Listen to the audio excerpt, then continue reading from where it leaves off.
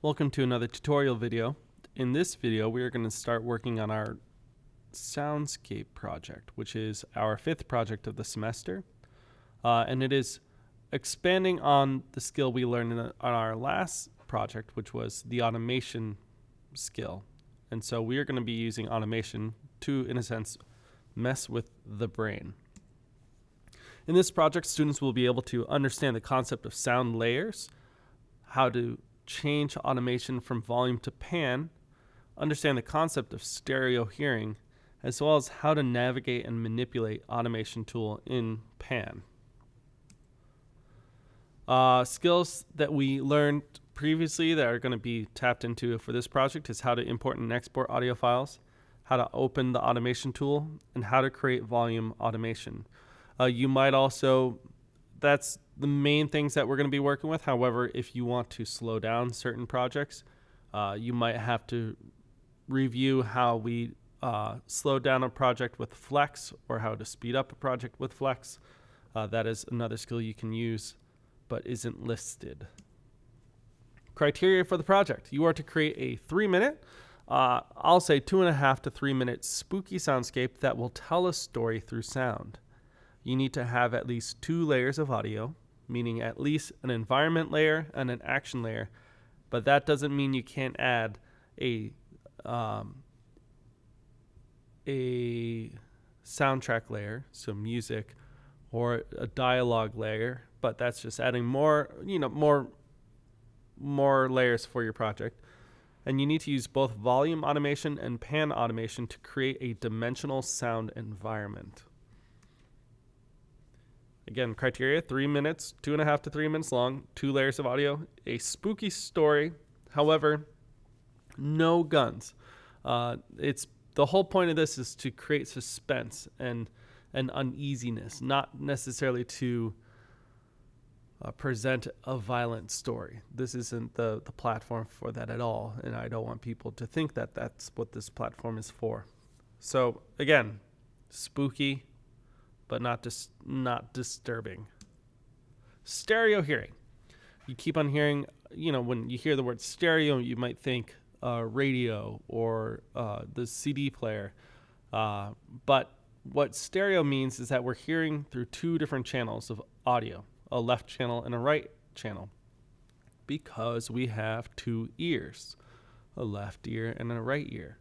When you record in stereo, you can assign which channel audio comes out of using what we call the pan dial. And what that does is it creates a horizontal dimensional platform for audio. You can use this to trick your brain.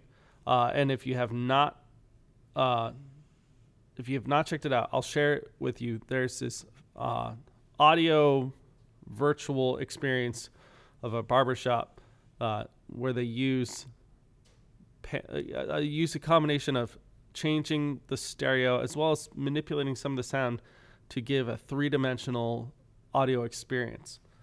Again, that's going to be in the Google Classroom for you to check out. Soundscape Layers. If you have not listened to the 20,000 Hertz podcast about movie soundtracks, do pause the video right now and listen to that. It's going to be super important because it gives you some information in terms of the various different layers of soundscapes that we're going to be using. If you have already listened to it, we shall move on. Soundscape layers can have upwards towards 4 layers of audio, which are the same layers of audio that we find in movies and TV. For more time and energy, the more time and energy spent on creating quality sound layers, the more immersive the experience is for the audience. When it's bad sound design or sound audio design, it takes away from the movie experience. And you can sometimes hear a dramatic change between if there's an outside scene in a TV show and they've dubbed it badly, that you can tell, and it takes away from the experience. There's something that kind of hits your brain and like something was funky about that. Or if they didn't capture the audio cleanly and they needed to dub it, it also takes it away. One way to see it is in this dialogue, the person, the listener tends to be in the center of this diagram. Closest to the person is you're going to find dialogue. So when we are right there in front of people, you hear the dialogue, and then the next layer away from that, we find Foley. That also includes rustling of clothing, footsteps, but also any actions that are happening, whether it's cars whizzing by, explosions, you name it, bones breaking, meatballs falling out of the sky. That all falls under the second layer, which is the Foley layer. Our third layer is the environment layer, which is farther out, kind of creating that, think about Bob Ross and just kind of swooping those colors in the background. It's not necessarily detail, but it does create an environment of sound that we can work within. So that might be a highway in the background, an air conditioner unit humming, anything that creates the environment that you want to be in. And then optional, because it's not consistently present, but it can be there, is music. And music is so far out that it's almost, it's in your head per se, because there's no environmental adjustments to the music. It's just beyond that fourth wall. And even when we're dealing with non-visual mediums, it's beyond that per se fourth wall. So now I'm going to walk you through the project, and I'm going to be doing just a very simple introduction to the automation tool. And again, this project, probably more than any other project, is going to call on your creative ideas and going to be dependent on your creativity. So if you need to kind of bounce ideas off of me or off of your peers, please go ahead. But don't just sit there and expect me to do the creative part for you.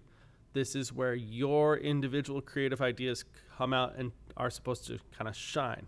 So please make sure you understand that and kind of follow the process of the creative building in the way that I've kind of laid out in the classroom. I'm going to do the walkthrough first. So we're going to go into our project. And right now I have a blank project, and we're going to create the environment. So I downloaded some sounds first, and I want to have kind of a inside dimly lit room. And so dimly lit, I am thinking a fluorescent sound. So let's see. Here we go. I found this collection of various different fluorescent sounds, and because I want it to repeat, I'm going to sample it, just like we did before. So, good.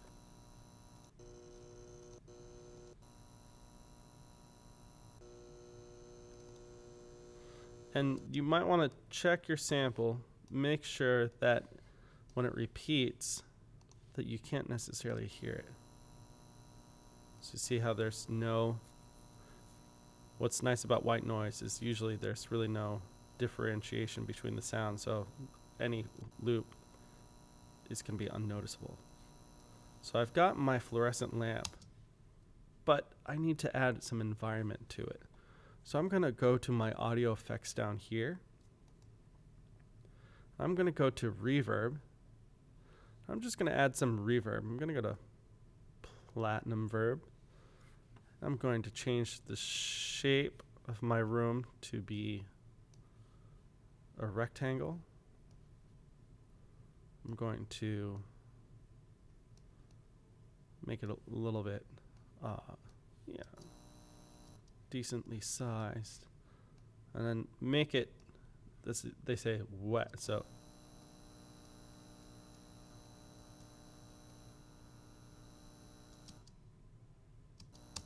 kind of hear the reverb after the fact. So let's see if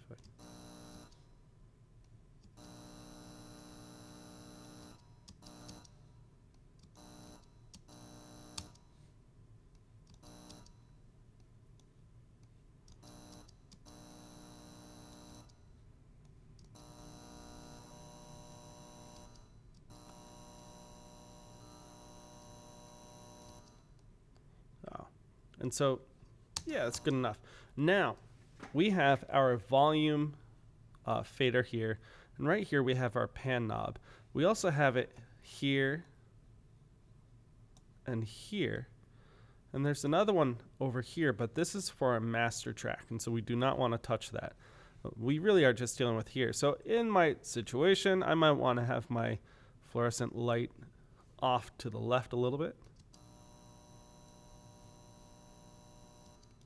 And there's my environment. I'm going to add one more layer. By the way, if you control click on the bubble, you can kind of, where is it? You can edit the color. There it is.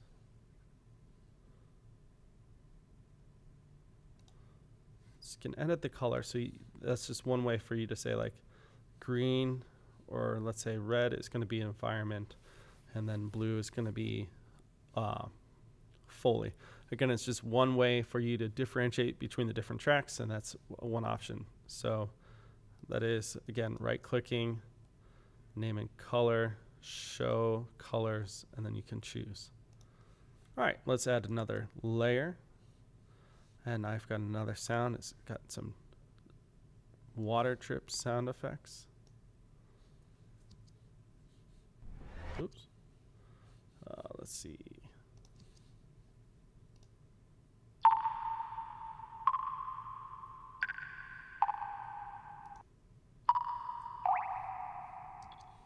Oh, I have the. So this is great. That is the without the reverb, because I copied that track. And if I turn on the reverb,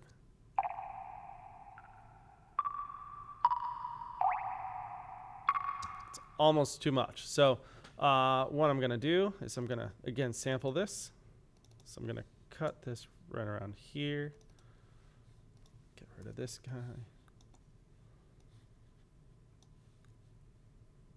Gonna repeat it.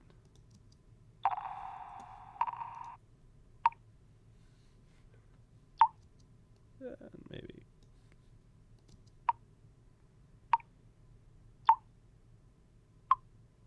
you have to be careful when you're echoing or repeating sound effects that the repeat happens after a while.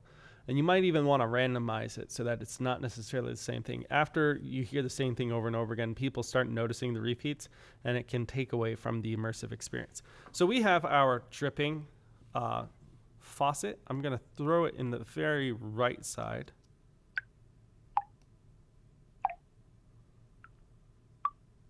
So we're kind of somewhere where there's a dripping faucet. And let's turn on that reverb, and let's just make it a smaller size room.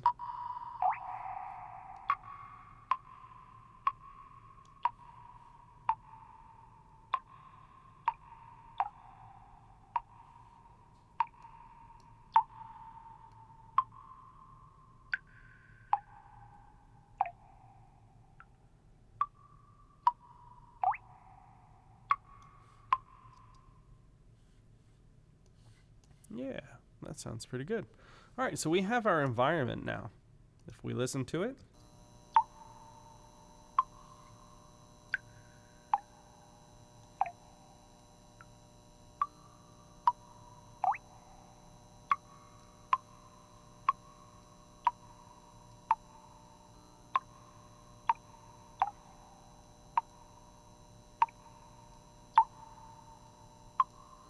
It's a little too loud, so.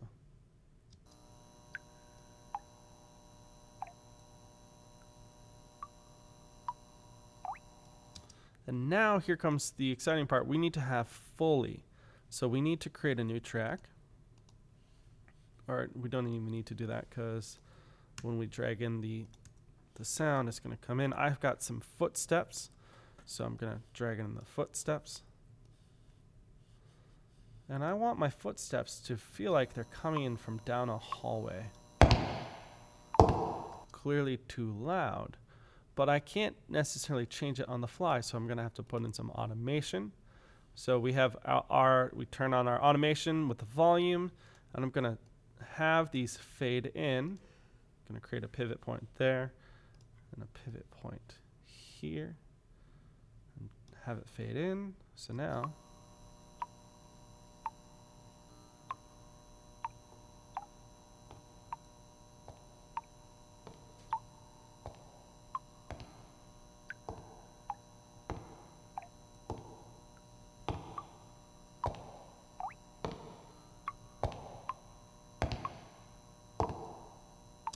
as you can see, it gets louder. But now we need to add pan, because what it would be interesting is to have, we're going to have these footsteps come closer and then walk by whatever room we are in. So we're going to have it disappear over time. But I need to now change the direction. So I'm going to go change over here from our volume up to pan. And what you'll see is the yellow automation of the volume is faded. It's a dim yellow line right here. And if I click now, a green line shows up. And what this tells me is that, let's see. By the way, up is left, down is right. So I want it to go from right to left. And as it fades out, they're going to walk to the left. So really, that automation, so the loudest part is when, right here, is when they're right in the center. And so now I have, just by doing that, I'm going to change that, so it's right here, is you're going to hear footsteps coming from the right side, walk down a hallway in front of you, and then continue walking in this creepy, dim basement area. Let's listen to it.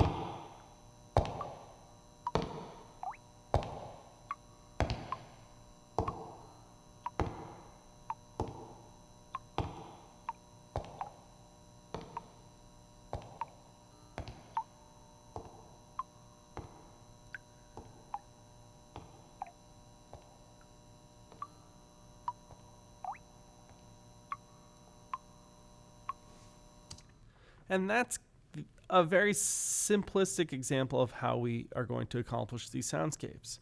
Now, remember that you want to display beats and time. So there at the very end, it was about 1 minute. And so that's 1/3 of the project. Obviously, this is very simple. You could do more with it. But before you even start this process, you need to storyboard it. What I want you to do is to describe the scene like you were telling a story in a Google Doc. Keep in mind that the story needs to have, a plot. So you want to kind of create the exposition, introduce the environment we have. Through sound design, you're going to create a development and perhaps a climax of the song, the soundscape, and then a resolution if you deem it necessary. While you plan this out, keep in mind describing specifically the environment and what sounds you want to incorporate. When you start adding action, also keep in mind what sounds you want to incorporate. The time-consuming part of this project is going to be finding those sound effects. And you want to be picky and find the quality sound effects because that's how we want to do it. You could find there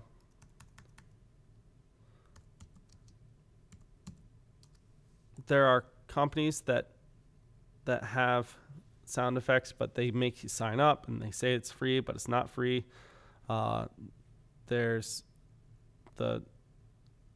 You have many different options, but for all intents and purposes right now, we're just going to do the sounds like we've done it before. Anyways, if you have any questions, let me know. Flag me down, or shoot me an email or a comment. And yeah, most importantly, have fun with the project. All right, good luck.